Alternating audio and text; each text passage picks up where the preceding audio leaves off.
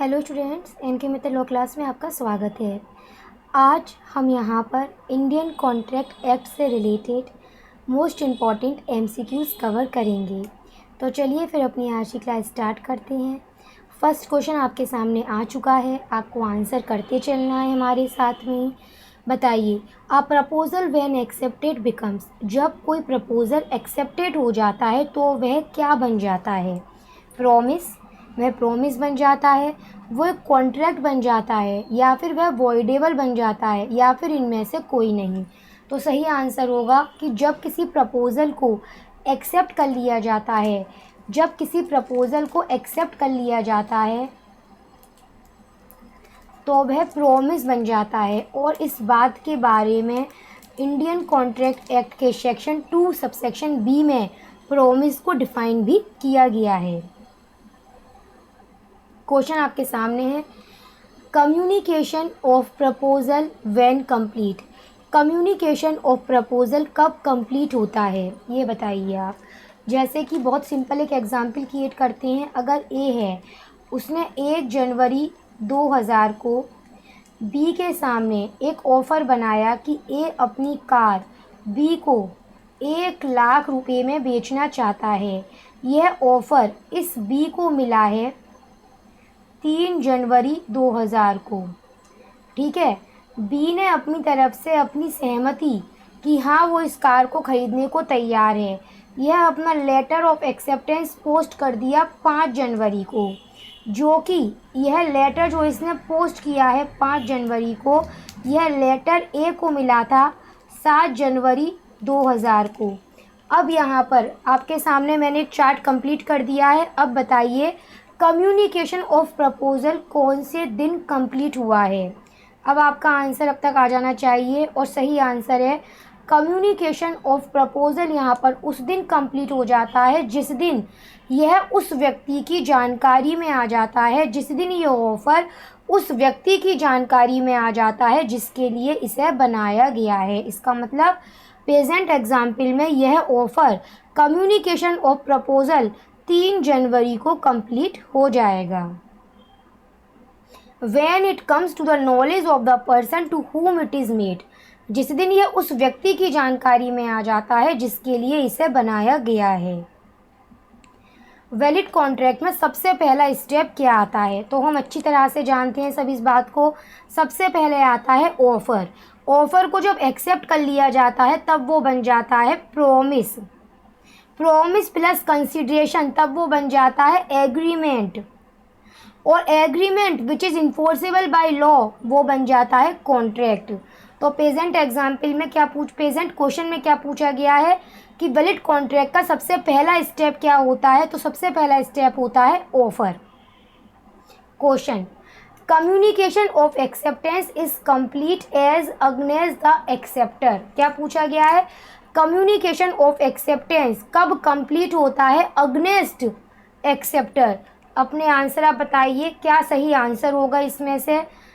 Option A, when it comes to the knowledge of the proposer. Option B, when it is put in the course of transmission. Option C, when it comes to the knowledge of the person to whom it is made. Option D, none of the above. सही answer क्या है? Yes, when it comes to the knowledge of the proposer, उस दिन communication of acceptance complete हो जाएगा as against the acceptor. Question, जब proposal बनाया जाता है, जब ऑफ़र बनाया जाता है तो उस ऑफ़र को रिवोक किस तरह से किया जा सकता है, किस तरह से उसे वापस लिया जा सकता है? तो आप जब इस क्वेश्चन का आंसर करें तो उसके साथ में आपको ये पता ही होगा मोड ऑफ रिवोकेशन, मतलब किन तरीक़ों से ऑफ़र को वापस लिया जा सकता है। और इससे रिलेटेड सेक्शन है सेक्शन 6, इस बारे में बताता है। तो किन तरीक़ों से ऑफ़र को वापस लिया जा सकता है? नोटिस भेजकर, या फिर अगर कोई कंडीशन लगाई गई थी, कोई प्रेसिडेंट कंडीशन थी, उसको फेल हो गया है एक्सेप्टर फुलफ़िल करने में, या फिर एक्सेप्टर या फिर जो ऑफरर है वो पागल हो चुका है ऑफरर, या फिर मर चुका है और इस बात की जानकारी उस एक्सेप्टर को है, तब इन कंडीशन में जो ऑफ़र है वो अपने आप ही रिवॉक हो सकता है। ये ऑफ़र को रिवॉक करने के और भी तरीके हैं जो इस संबंध में सेक्शन 6 में बताए गए हैं, modes of revocation. Question, competency of contract relates to.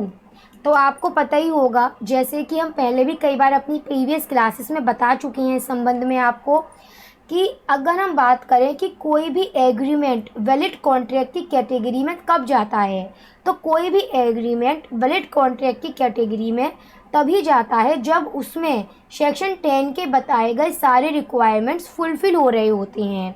और उसी में से एक रिक्वायरमेंट होता है पार्टीज़ का कॉम्पिटेंट होना। पार्टीज़ का कॉम्पिटेंट होना मतलब, इसका मतलब बताया गया है हमें इंडियन कॉन्ट्रैक्ट एक्ट के सेक्शन 11 में क्लियर करा गया है कि कॉन्ट्रैक्ट करते समय पार्टीज़ को मेजर होना चाहिए, साउंड माइंड होना चाहिए और not disqualified from contract by law. उन्हें लॉ की तरफ से कॉन्ट्रैक्ट करने के लिए डिस्क्वालीफाइड नहीं होना चाहिए। तब हम कह सकते हैं कि हाँ, वे कॉम्पिटेंट पार्टीज़ हैं। और प्रेजेंट एग्जाम्पल में कॉम्पिटेंसी टू कॉन्ट्रैक्ट रिलेट करता है चाहे पार्टीज़ की एज मतलब मेजर होना चाहिए, soundness of mind of parties, तो दोनों ही एसेंशियल से वो रिलेट करता है। क्वेश्चन आपके सामने है, अब आपको इसको मैच करना है और आंसर बताना है हमें। यस, सबसे पहले तो आप ये बताइए, agreement in restraint of legal proceeding, agreement in restraint of legal proceeding, इससे रिलेटेड सेक्शन कौन सा है? आप एक एक करके मुझे आंसर बताते चलिए। यस, कौन है इससे related section? Agreement in restraint of legal proceeding, इससे related section 28। Agreement in restraint of marriage related section 26।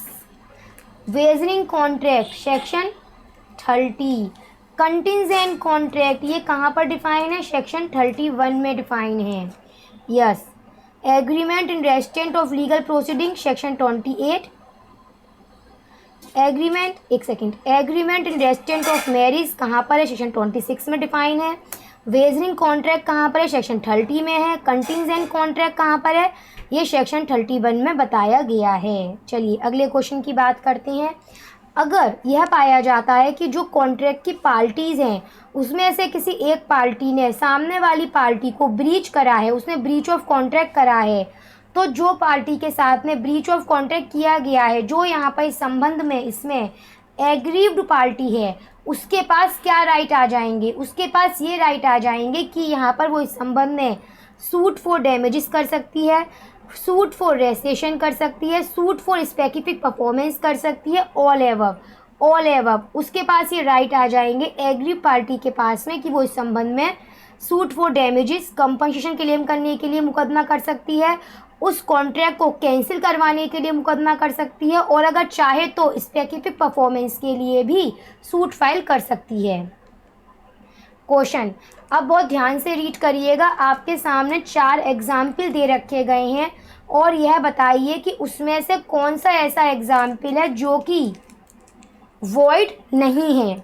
पहला पॉइंट पढ़ते हैं, पहला ऑप्शन ए, एग्री होता है बेचने के लिए 200 टन्स ऑफ ऑयल बी को। अब यहाँ पर पहली बात तो यह है कि यह क्लियर नहीं हो रहा है कि वो बी को किस प्रकार का ऑयल बेचने की बात कर रहा है, तो इसमें सर्टेनिटी नहीं है। यहाँ पर यह क्या है? यहाँ पर ये अनसर्टेन है, और अनसर्टेन होने के कारण इंडियन कॉन्ट्रैक्ट एक्ट के सेक्शन 29 के तहत यह वॉइड है। दूसरा, agreement in restraint of legal proceeding, किसी व्यक्ति को जो अधिकार हैं उनका वॉयलेशन होने पर उस व्यक्ति को अपने अधिकारों की प्राप्ति के लिए लीगल प्रोसीडिंग करने से एब्सोल्युटली तरीके से रोक दिया जाना, रेस्टेंट कर दिया जाना, तो इस प्रकार का जो एग्रीमेंट है वो वॉइड है। कहाँ पर? सेक्शन 28 के तहत वॉइड है। Agreement in restraint of marriage of any person other than, इसका एक एक्सेप्शन है, अदर देन माइनर। यस, यह इस प्रकार का एग्रीमेंट वॉइड है। कहाँ पर? सेक्शन 26 के तहत। ए, फाइंड बी पर्स, ए जो है, जो बी था उसका पर्स खो गया था और वह पर्स ए को मिला और ए ने वो पर्स ले जाकर बी को दे दिया। बी ने प्रॉमिस करा कि वो ए को 1000 रुपये पे करेगा। ऑफकोर्सली यहाँ पर यह जो प्रॉमिस है यह इन्फोर्सेबल है, इसलिए ऑप्शन डी जो है इसका सही आंसर माना जाएगा। चलिए भाई, यहाँ पर मैंने कोट्स भी दिए गए हैं इसमें। अब बताइए मिस रिप्रेजेंटेशन कहाँ पर डिफाइन है? Miss representation Indian contract Act के तहत कहाँ पर डिफाइन है मिस रिप्रेजेंटेशन? सेक्शन कौन से सेक्शन में है? सेक्शन 18 में डिफाइन कराया गया है मिस रिप्रेजेंटेशन को। मतलब जो मेकर ऑफ स्टेटमेंट है, जब वो कोई स्टेटमेंट बनाता है तो वो यह समझ के बनाता है कि वो जो कुछ कह रहा है वो सच कह रहा है, पर असलियत में वो ट्रू नहीं होता है, लेकिन वो इनोसेंटली उस स्टेटमेंट को बना रहा है। उसका पर्पस सामने वाली पार्टी को डिसीव करने का नहीं है, बल्कि वो तो खुद यह मान के चल रहा है कि वो जो कुछ कह रहा है वो सच कह रहा है। Lawful consideration and lawful object हम पहले ही बता चुके हैं कि जब भी एग्रीमेंट किया जाता है तो उस एग्रीमेंट में लॉफुल कंसिडरेशन और लॉफुल ऑब्जेक्ट का होना बेहद ज़रूरी है। हम यह कब कह सकते हैं कि उस एग्रीमेंट में लॉफुल कंसिडरेशन या लॉफुल ऑब्जेक्ट नहीं है? तो इसके लिए हमें देखना पड़ेगा सेक्शन 23, जिसमें साफ बताया गया है कि जो ऑब्जेक्ट है आपके एग्रीमेंट का, जो कंसिडरेशन है एग्रीमेंट का, वो कभी भी फॉरबिडन बाय लॉ नहीं होना चाहिए। वो ऐसा नहीं होना चाहिए जो कि अगर परमिट कर दिया जाए तो लॉ के प्रोविजंस को डिफीट कर रहा हो। जो इमोरल नहीं होना चाहिए, पब्लिक पॉलिसी के अगेंस्ट नहीं होना चाहिए, जो फ्रॉडलेंट नहीं होना चाहिए, जो कि इस प्रकार का ना हो कि वहाँ पर किसी थर्ड पार्टी को इंजुरी पहुँचाने की बात की जा रही हो, थर्ड पार्टी की बॉडी या प्रॉपर्टी को हार्म पहुँचाने की बात की जा रही हो। इस प्रकार का ऑब्जेक्ट या कंसिडरेशन नहीं होना चाहिए, अदरवाइज इसको वॉइड माना जाएगा। Anticipatory breach of contract section 39 के अंतर्गत बताया गया है। एंटीसिपेटरी ब्रीच ऑफ कॉन्ट्रैक्ट मतलब इसमें दो पार्टीज़ हैं, ए और बी। यहाँ पर जो एक पार्टी है, जब उसकी परफॉर्मेंस का टाइम आता है तो अपनी परफॉर्मेंस करने के ठीक पहले वो मना कर देती है या फिर खुद को डिसेबल कर लेती है परफॉर्म करने से। तो ऐसे में जो एग्रीव पार्टी होती है उसके पास क्या राइट होता है? तो ऐसे में जो एग्रीव पार्टी होती है उसके पास राइट होता है कि अगर वो चाहे तो उस टाइम पर ही उस कॉन्ट्रैक्ट को टर्मिनेट कर सकती है, या फिर अगर वो चाहे तो वो आगे टाइम के लिए, उस टाइम के लिए जो उसके पास में अभी है उसके लिए वहाँ पर वो वेट भी कर सकती है। अनलिक्विडेटेड डैमेजेस जो सेक्शन 73 में बताया गया है, इससे रिलेटेड सेक्शन 73 में है। भाई अगर ए और बी दो पार्टी हैं और उसमें से कोई एक पार्टी अपनी परफॉर्मेंस नहीं करती है बल्कि ब्रीच ऑफ कॉन्ट्रैक्ट करती है, तो सामने वाली पार्टी के पास कई सारे राइट्स होते हैं। उसमें से एक राइट ये भी होता है कि वो कंपनसेशन के लिए सूट फाइल कर सकती है, सूट फॉर डैमेजेस कर सकती है, और वहाँ पर फिर उसकी डैमेजेस को, जो उसको जितना डैमेजेस हुआ है उसके आधार पर उसको फिर कंपनसेट किया जाता है। रिलेटेड सेक्शन 73 में बताया गया है। तो अब तक आप आंसर कर चुके होंगे, अब बता चुके होंगे इसमें से कौन सा आपका ऑप्शन सही था। Agreement is void if it is object of consideration is, मैंने अभी ये वाली बात आपको बताई थी, सेक्शन 23 में बताया गया है। अगर वो लॉ के द्वारा फोरबिडन है, अगर इस प्रकार के नेचर का है कि परमिट कर दिया जाए तो लॉ के प्रोविजंस को डिफीट करेगा, फ्रॉडलेंट है या फिर इमोरल है या फिर अगेंस्ट पब्लिक पॉलिसी है, तो इन सभी कंडीशन में उसको वॉइड माना जाएगा। इनएडिक्वेसी ऑफ कंसिडरेशन, भाई कंसिडरेशन एडिक्वेट होना चाहिए या नहीं होना चाहिए? तो सबसे अहम बात यहाँ पर यह आती है कि अगर जो कंसिडरेशन है वो पार्टीज़ की फ्री कंसेंट पर बेस है तो उस कंसिडरेशन के इनएडिक्वेट होने का भी कोई फ़र्क एराइज नहीं होगा। Inadequacy of consideration is relevant in deciding the question of free consent, और इससे रिलेटेड सेक्शन है सेक्शन 25 का एक्सप्लेनेशन 2 इसी बारे में बताता है। क्वेश्चन रीड करो। ए कहता है कि वो बी को पैसे देगा अगर, ए कहता है कि वो बी को पैसे देगा अगर सर्टेन शिप वापस नहीं आती है। ए क्या कहता है? ए कहता है कि वो बी को पैसे देगा अगर सर्टेन शिप वापस नहीं आती है।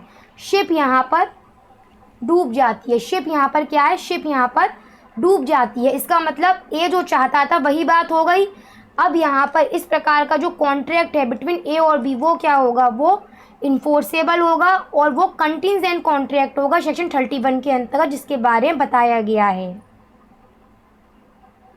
इस क्वेश्चन का क्या आप आंसर करेंगे बताइए।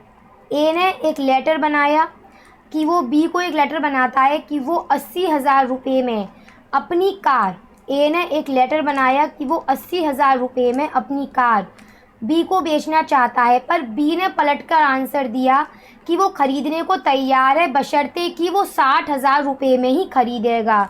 अब यहाँ पर बी का ऐसा करते ही जो ए के द्वारा ओरिजिनल ऑफ़र बनाया गया था वो तो यहाँ पर रिजेक्ट हो गया, और इसका मतलब अब ये क्या बन गया, अब यहाँ पर ये काउंटर ऑफर बन चुका है। क्वेश्चन आपके सामने ही है। कैपेसिटी ऑफ कॉन्ट्रैक्ट से रिलेट करता है, सेक्शन 11 से रिलेट करता है। कॉम्पिटेंसी ऑफ पार्टीज का मतलब होता है major sound mind not disqualified from contract by any law. All above इसमें करेक्ट आंसर है। आराम से क्वेश्चन रीड करिए। पूछा क्या गया है, पूछा यह गया है इसमें से इनकरेक्ट क्या है, मतलब सभी सही होंगे सिवाय एक के, और वो हमें पहचानना है गलत क्या है। A contract which ceases to be enforceable by law becomes void when it ceases to be enforceable, it is a void contract. Agreement which is enforceable by law at the option of one और more of parties thereto but not at the option of other और others, it is a voidable contract. ये दोनों बात सच हैं। Receiving the consent by coercion is an example of void contract, ये गलत है क्योंकि receiving the consent by coercion is a example of voidable contract. Coercion Indian contract Act में कहाँ परिभाषित है, सेक्शन 15 में परिभाषित है, और ये वॉइडेबल कॉन्ट्रैक्ट है, ये वाली बात बताई गई है सेक्शन 19 के अंतर्गत। चलिए लिस्ट मैच करने के लिए आ गई है। आई थिंक क्लास काफ़ी अच्छी रही होगी आपके लिए। अगर आपको अच्छी लगे तो प्लीज़ लाइक करिएगा क्लास को आप, और जहाँ तक हो सके अपने फ्रेंड्स वगैरह में भी इस क्लास को शेयर करिएगा। चलिए क्वेश्चन आपके सामने है, बताइए क्या इसका सही आंसर होगा। एग्रीमेंट, यस, सेक्शन 10 किससे रिलेट करता है, सेक्शन 10 किससे रिलेट करता है, एसेंशियल ऑफ वैलिड कॉन्ट्रैक्ट से रिलेट करता है। सेक्शन 27 किससे रिलेट करता है, agreement in restraint of trade से रिलेट करता है। सेक्शन 64 किससे रिलेट करता है, कॉन्सिक्वेंस ऑफ, यस, सेक्शन 64 किससे रिलेट करता है। सेक्शन 23 किससे रिलेट करता है, अनलॉफुल कंसिडरेशन एंड ऑब्जेक्ट से रिलेट करता है। अब तक आपने बना लिया होगा सही आंसर क्या है इसका, yes. Doctrine of anticipatory breach of contract, इससे रिलेटेड सेक्शन कौन सा है, सेक्शन 39 है। लीजिए इसका एक एग्जाम्पल भी हमने बना रखा है, पहले बता देते हैं आपको, बात क्लियर हो जाएगी। वैसे इसके बारे में मैं अभी भी आपको इस संबंध में बताकर चुकी हूँ, इसको और देख लीजिए आप इस संबंध में। यहाँ पर जो ए है वो एक मैनेजर है, उसने बी को अपने यहाँ पर काम करने के लिए अपॉइंट किया है। बी यहाँ पर एज अ सिंगर अपनी परफॉर्मेंस करेगा उस मैनेजर के थिएटर में आकर। यहाँ पर उसने बी को अपॉइंट करा है कि बी अगले 2 महीने के लिए हर एक सप्ताह, हर एक वीक में 2 रात आकर यहाँ पर परफॉर्मेंस करेगा। यहाँ पर जो बी है 6 नाइट को जब उसको आना था तब उसने नहीं आया, उसने अपनी परफॉर्मेंस करने से मना कर दी है। अब यहाँ पर इस ए के पास में यह राइट है कि अगर ए चाहे तो उसी समय इस कॉन्ट्रैक्ट को टर्मिनेट करवा सकता है, और अगर ठीक है उसी समय टर्मिनेट करवा सकता है। दूसरी कंडीशन यह अराइज होती है कि अगर बी 6 नाइट को नहीं आया, लेकिन जो ये बी था ये इसके बाद में 7th नाइट को आया और ए की परमिशन से उसने फिर से परफॉर्म किया है, तो अब ए इस कॉन्ट्रैक्ट को टर्मिनेट नहीं करेगा, पर वो हाँ इतना ज़रूर है कि वो बी से कंपनसेशन ज़रूर रिसीव करेगा। क्वेश्चन आपके सामने है, X promise Y to drop a prosecution which he has instituted against Y for robbery and Y promised to restore the value of things taken, which one of the following is the correct answer? The agreement is void because its object in unlawful. Related section section 23 है, क्योंकि यहाँ पर उनके agreement का जो object है वो ही unlawful है, इसलिए यहाँ पर इस पूरे एग्रीमेंट को वॉइड माना जाएगा। Agreement made with free consent to which the lawful consideration is inadequate. अगर कोई एग्रीमेंट जो कि फ्री कंसेंट पर बना हुआ है, अब वहाँ पर अगर कंसिडरेशन इनएडिक्वेट भी है तो भी उसका रिज़ल्ट क्या होगा? तो ऑफकोर्सली उसका रिज़ल्ट वैलिड होगा। क्वेश्चन आपके सामने है, बताइए क्या आंसर बनेगा इसका। क्वेश्चन आपके सामने है, चलिए पहले क्वेश्चन बनाते हैं। ए ने 5 जनवरी 2010 को एक ऑफ़र बनाया बी को कि वह अपना हॉर्स बी को 30,000 में बेचना चाहता है। यह लेटर इसको 7 जनवरी 2010 को मिला है। बी ने इस लेटर को, लेटर ऑफ एक्सेप्टेंस को पोस्ट करा था 8 जनवरी को। यह लेटर ऑफ एक्सेप्टेंस ए को मिला था 10 जनवरी को। सबसे पहली बात, कम्युनिकेशन पूरा कंप्लीट समझ लो अच्छी तरह से चार्ट बाई। सबसे पहली बात, कम्युनिकेशन ऑफ ऑफ़र किस तारीख को कंप्लीट हो गया है? कम्युनिकेशन ऑफ ऑफ़र 7 जनवरी को कंप्लीट हो गया है। क्यों? क्योंकि कम्युनिकेशन ऑफ ऑफ़र का नियम कहलाता है कि जिस दिन यह उस व्यक्ति की जानकारी में आ जाता है जिसके लिए ऑफ़र बनाया गया है, उस दिन कम्युनिकेशन ऑफ ऑफ़र कंप्लीट हो जाता है। Communication of acceptance against offeror कब कंप्लीट होता है? तो communication of acceptance against offeror 8 जनवरी को कंप्लीट हो गया है।